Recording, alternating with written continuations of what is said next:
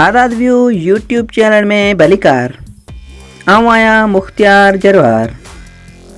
हमेशा जियां अज भी एक नई मालूमाती वीडियो सां गॾु तव्हांजी ख़िदमत में हाज़िर आहियूं। जेकॾहिं तव्हां ज़हीन ऐं होशियार आहियो त यकीनन तव्हां इन सवालनि जा जवाब ॾेई सघो था। हर सवाल जे जवाब लाइ तव्हां वटि कुझु सेकंड जो टाइम हूंदो। तव्हां चाहियो त वीडियो खे रोके सोचे जवाब ॾेई सघो था। त सवाल नंबर पहिरियों आहे तो कुरान पाक में कहिड़े पत्थर जो ज़िक्र आहे? ॿुधायो तो कुरान पाक में कहिड़े पत्थर जो ज़िक्र आहे? जवाब आहे मरजान पत्थर जो कुरान पाक में ज़िक्र आहे। सवाल नंबर 2 आहे तो इस्लामी दुनिया जो सब खां वॾो हॉकी स्टेडियम किथे आहे ऐं कहिड़े मुल्क में आहे? ॿुधायो त इस्लामी दुनिया जो सब खां वॾो हॉकी स्टेडियम किथे आहे ऐं कहिड़े मुल्क में आहे?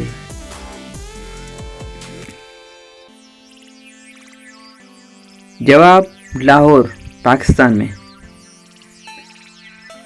सवाल नंबर 3 आहे तो दुनिया जी वॾे में वॾे टावर जो नालो छा आहे? जी हा साथियो, ॿुधायो तो दुनिया जे वॾे में वॾे टावर जो नालो छा आहे?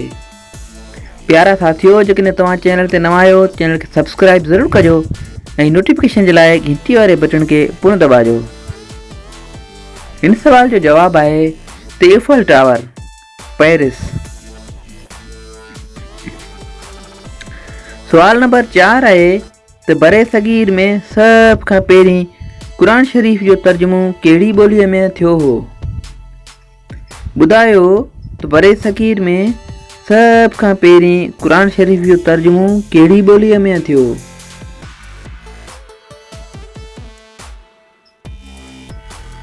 जवाब क़ुरान पाक जो सभ खां पहिरियों तर्जुमो बरे सगीर में सिंधी ॿोली में थियो हो। जी हा, सिंधी ॿोली। सवाल नंबर 5 आख़िरी सवाल आहे त क़यामत जे ॾींहुं सभ खां पहिरीं कहिड़ी शइ जो फ़ैसिलो थींदो?